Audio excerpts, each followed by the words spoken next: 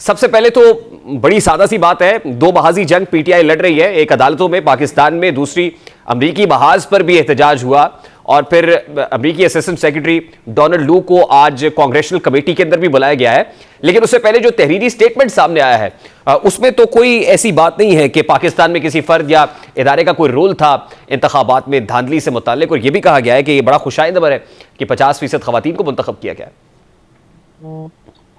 बिस्मिल्लाहिर्रहमानिर्रहीम। देखिए, हम वैसे तो हमारी मर्जी ना हो तो हम अमेरिका को क्या क्या कहते हैं और बस यानी अपनी मर्जी के मुताबिक अब चलने वाले लोग हैं। हमें अमेरिका की कहने की क्या जरूरत है। हम पाकिस्तान के जो करोड़ों आवाम ने देखा कि उनके साथ क्या हुआ और पीटीआई के मैंडेट के साथ क्या हुआ। अमेरिका तो कितने किलोमीटर दूर बैठा हुआ है, वो अगर कोई बात करेगा तो वो सही होगी और अगर हम कहेंगे तो वो सही नहीं होगी। हमें अपने ऊपर एतमाद करना चाहिए पाकिस्तानियों। नहीं, लेकिन शौकत यूसुफ साहब, आपको भी तो अपने से ज्यादा अमेरिका पे एतमाद है ना कि अमेरिका से मदद की जा रही है। आईएमएफ के दफ्तर के बाहर एहतजाज होता है, ये कहा जाता है कि आईएमएफ पाकिस्तान को बेल आउट पैकेज ग्रांट ना करे क्योंकि मुल्क में मैंडेट दी हुई हुकूमत नहीं है। लेकिन डोनाल्ड लू की तरफ से जो तहरीरी स्टेटमेंट आया उसमें जमहूरी उसूलों के मुताबिक पाकिस्तान के इकोनॉमिक डोमेन में भी साथ चलने का इंडिया दिया गया अमेरिका की तरफ से। देखिए, मेरी बात सुने, जहां तक आईएमएफ की बात है, कर्ज लेने की बात है, तो मेरे भाई वो कर्जा अगर शहबाज शरीफ ले रहा है तो वो उसका बोझ तो मैंने और आपने उठाना है ना। तो जब मैंने और आपने बोझ उठाना है तो क्या मैं अपनी बात ना करूं कि भाई आप जो कर्जा दे रहे हैं उसके मॉनिटरिंग तो कर लेना कि वो कर्जा कहाँ जा रहा है, कहाँ लग रहा है। हमारे तो चीखें मारी जा रही है ना कि खैबर पख्तूनख्वा में जो है ना 700 अरब का कर्जा खैबर पख्तूनख्वा के ऊपर चढ़ गया। तो भाई 700 अरब का कर्जा है लेकिन 1550 अरब तो हमारे भी। मैं आपसे जानना चाह रहा हूं सर कि क्या अमेरिका ने पाकिस्तान तहरीक इंसाफ के बयानिए को मुस्तरद कर दिया है? If I look at this statement by Donald लू। नहीं, देखिए मेरी बात सुना, देखिए अमेरिका के अपने मफादात होते हैं, आपको पता होता है कि वो जहां जहां उनके मफादात होते हैं उस मफादात के मुताबिक वो काम करते हैं। हमें उससे कोई सरोकार नहीं, वो हमारे मौकफ को माने, तस्लीम करे न करे, इससे क्या फर्क क्या पड़ता है। पाकिस्तानी अवाम ने हमें वोट दिया है, हम उनके मशहूर हैं, वोट हमें पड़ा है। इनका बयानिया मुस्तरद हुआ है पीडीएम का, ये सबने देखा है। अब जाली मैंडेट लेकर अगर हुकूमत बना ली और ये कंट्रोल किस्म का मीडिया, वो मीडिया को कंट्रोल करने की कोशिश हो रही है, कंट्रोल किस्म के मैसेजेस देने की कोशिश हो रही है। देखिए, इस वक्त आवाम में इतना शऊर आ गया है, सोशल मीडिया है, सब के सब सोशल मीडिया, उस पर क्या आप देख रहे हैं, सारे आवाम कह रहे हैं कि मैंडेट चोरी हुआ है। अब मुझे अमेरिका कहे या ना कहे उससे मुझे कोई फर्क नहीं पड़ता है, लेकिन मैं ये देखो, हम अगर बात करते हैं यूएनओ की बात करते हैं, लेकिन आज आप ये कह रहे हैं कि फर्क नहीं पड़ता, लेकिन बहुत पैसे खर्च किए हैं ना पाकिस्तान तहरीक इंसाफ ने, लॉबिंग फर्म्स को पैसे दिए हैं, रिपब्लिकन सेनेटर्स को इकट्ठा किया गया, कांग्रेसमैन के साथ जो है वो कॉन्फ्रेंसेस रखी गई, समिट्स रखी गई, तो ये एक मैस मोबिलाइजेशन थी जो पीटीआई की तरफ से की गई। अगर आज आप ये कह दें कि फर्क नहीं पड़ता तो ये अलग बात है। देखें, जब 2013 के इलेक्शन हुए ना, जो 2013 के इलेक्शन में सबने देखा कि धांधली हुई थी, और उसके बाद जब वो हल्के खुले, जब कमीशन बना तो उसमें क्या निकला, वो कहते हैं जी धांधली का तो मुनज़्ज़म धांधली का तो नहीं है लेकिन बेकायदगियां हुई है। तो बेकायदगियां क्या होती है? मतलब बेकायदगी इसको होती है कि मेरा वोट था, आपने जबरदस्ती छीन के उधर ले लिया, तो ये बेकायदगी हो गया। अब इसको आप ना कहें कि जी मैंडेट चोरी हुआ है। तो देखिए, मैं अर्ज करता हूँ, मैं अमेरिका की बात अपनी जगह पे, मैं सिर्फ चूंकि पाकिस्तानी आवाम को हम जवाबदेह हैं और हम समझते हैं कि हमारा मैंडेट चोरी हुआ है, और अब अगर चोरी नहीं हुआ है तो इलेक्शन कमीशन क्यों, मतलब ये कि अभी तक जुडिशल कमीशन बन जाना चाहिए ना। जब इमरान खान ने डिमांड किया है और पार्टी डिमांड कर रही है तो जुडिशल कमीशन में क्या है, बना ले, दूध का दूध पानी का पानी।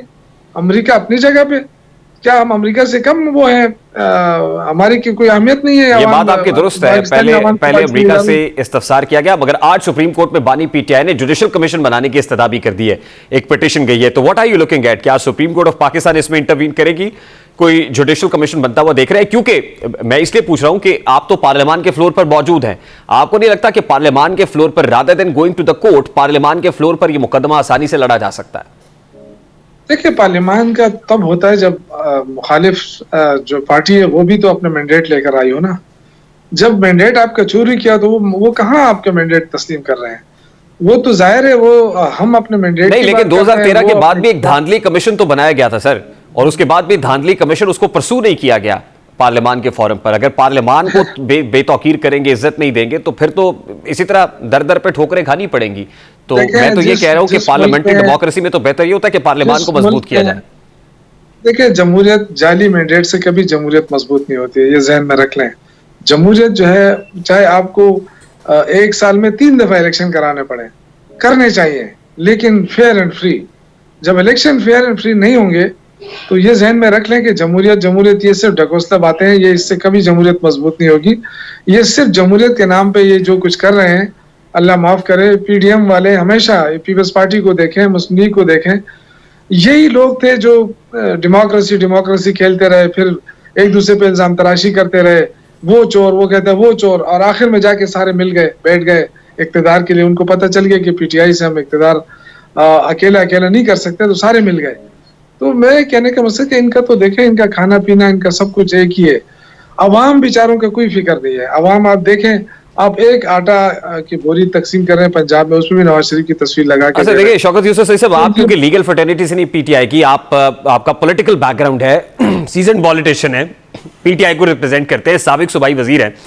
बड़ा सादा सा सवाल है सर, अभी जो हुआ है, पीटीआई अगर कट टू साइज हो रही है और हल्के भी खुल रहे हैं, तो देखा यह जा रहा है कि नून लीग जहां से हारी हुई है वहां से जीत रही है, हुकूमत अचीव कर रही है, गेन कर रही है बाय एवरी पासिंग डे।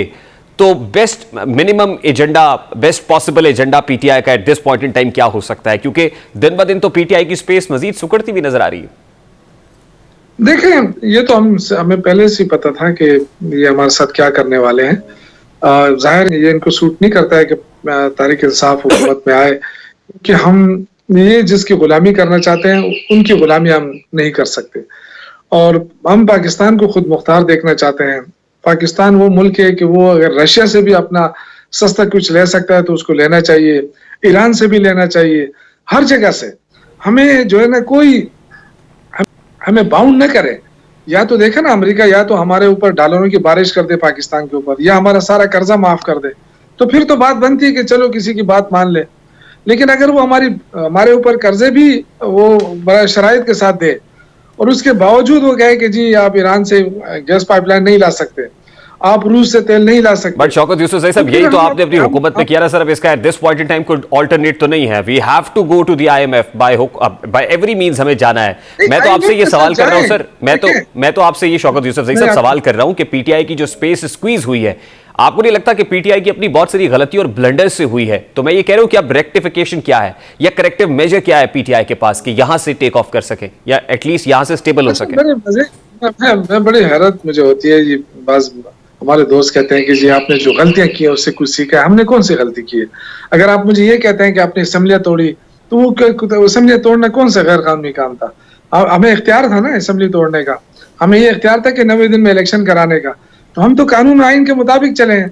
यही तो आपका आइन कहता है कि जब असेंबलियां ना चले तो तोड़ दी जा सकती हैं, नए इंतखाबात की तरफ जा सकते हैं। हमने कोई गैर कानूनी कब्जा तो नहीं किया ना।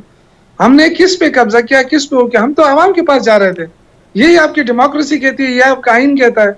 तो हम आवाम के पास जा रहे थे, उन्होंने ब्रेक लगा दिया। 1.5 साल शहबाज शरीफ को मुसल्लत किया, पीडीएम की हुकूमत मुसल्लत हुई। मिसकैलकुलेशन हुई ना सर, मिसकैलकुलेशन हुई पीटीआई से, अब भी हो रही है। मतलब किस पार्टी से इत्तेहाद करना है, कहां से मखसूस नशिस्तें मिलेंगी, बहुत सारी जगहों पर अभी ब्लंडर्स हो रहे हैं, मिसकैलकुलेशन हो रही है। मैं तो आपसे ये जान रहा हूं कि कैसे रेक्टिफिकेशन क्या पॉसिबल है? कोर कमेटी इजलास में अब क्या कंसेंसस हुआ है, क्या करेंगे अब? देखें, इस बात से मैं इत्तेफाक करता हूं, हमसे गलतियां हुई है इस हवाले से, लेकिन हमारे पास ऑप्शन क्या था? लीडर हमारा जेल में है इस वक्त। जो मेन लीडरशिप थी वो सारे आपको पता है कि अंडरग्राउंड थी। अब आहिस्ता आहिस्ता आए, उनके खिलाफ भी अभी कैसे अली अमीन गंडापुर वज़ीर आला बन गया, उनके खिलाफ वारंट गिरफ्तारी जारी करने का वो हुआ। तो ये हमें पता है कि ये हमें बर्दाश्त नहीं कर रहे, लेकिन अवाम हमारे साथ है, हमें कोई खौफ नहीं है। ये अगर दोबारा इलेक्शन कराना चाहते हैं, हम दोबारा भी तैयार हैं, कोई खौफ नहीं है। अल्हम्दुलिल्लाह अवाम ने मैंडेट दिया है। बयानिया जो पीडीएम का था वो मुस्तरद हुआ है, इसलिए कि ये आए थे कि जी हम महंगाई कम करेंगे। बस क्विकली मुझे बता दें कि एंटी एस्टैब्लिशमेंट नैरेटिव लेकर ही चलेंगे, मज़ाहमती बयानिए के साथ ही पीटीआई ने फैसला कर लिया कि यही नैरेटिव है जिसको आगे कंटिन्यू करना है। देखिए, ये हमारे नैरेटिव में क्या है, हमने क्या है, मतलब एस्टेब्लिशमेंट की तरफ जो जिस तरफ आपका इशारा है, देखिए ज्यादातर लोग ये समझते हैं कि हम फौज के खिलाफ हैं। हम हरगिज फौज के खिलाफ नहीं। इमरान खान ने कितनी मर्तबा कहा कि फौज मेरी फौज है, ये इदारे हमारे इदारे, हमने इनको मजबूत बनाना है। लेकिन अब इलेक्शन कमीशन जैसे इदारे में अगर कोई बंदा बैठा हो और वो मैनिपुलेशन करे और तासुबाना मुतासिबाना फैसले करे, तो उसका फिर क्या हल क्या हो सकता है? ये चीफ मिनिस्टर केपी के अलीमीन गंडापुर सब कह रहे हैं जो रिश्वत लेने के लिए आए आप उसका सर फाड़े और फिर मेरा नाम ले, अगर आपसे कोई कहे तो फिर मेरा नाम लेने के चीफ मिनिस्टर ने कहा था कि सर फाड़ देना। ये चीफ मिनिस्टर तरवीज कर रहा है, तो लॉलेसनेस नहीं होगी केपी के अंदर? ये किस चीज को फरोग दे रहे हैं शौकत यूसुफजई साहब? देखें, इसको नेगेटिव ले लिया गया है, लेकिन इसको तो पॉजिटिव लेना पड़ेगा। देखिए, हम अगर करप्शन पे जीरो टॉलरेंस रखते हैं, तो उन्होंने लोगों को ये बताने की कोशिश की है कि हम जीरो टॉलरेंस रखते हैं करप्शन के हवाले से, तो ये तो अच्छी बात है। लेकिन ये जो उन्होंने बात की नहीं, इसका मकसद हरगिज ये नहीं कि जाए वाकई सर फोड़े। वो सिर्फ ये कि उन्होंने एक डेटरेंस बनाने की कोशिश की है कि इसके खिलाफ हम हैं, करप्शन के खिलाफ हमारी जिहाद है, जदोजहद है, और शुरू दिन से।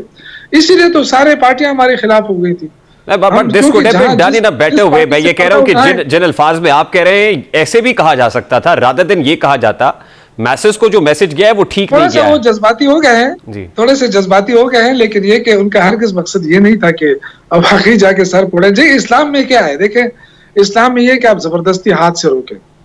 अगर आप बुराई को हाथ से नहीं रोक सकते तो आप कम से कम उसको वो करें, आखिरी जो हाथ है आपकी वो जबान से उसको मना करें। जब जबान से भी नहीं मना कर सके तो आखिरी क्या है, दिल में तो उसको बुरा समझे ना। तो हम तो बुरा समझ रहे हैं इसको, करप्शन को, क्योंकि पाकिस्तान जो इस हालात का शिकार हुआ है आज, उसकी बुनियादी वजह तो करप्शन है, कोई माने या ना माने। शौकत यूसुफ साहब, I have to take a very quick short break sir, बहुत बहुत शुक्रिया।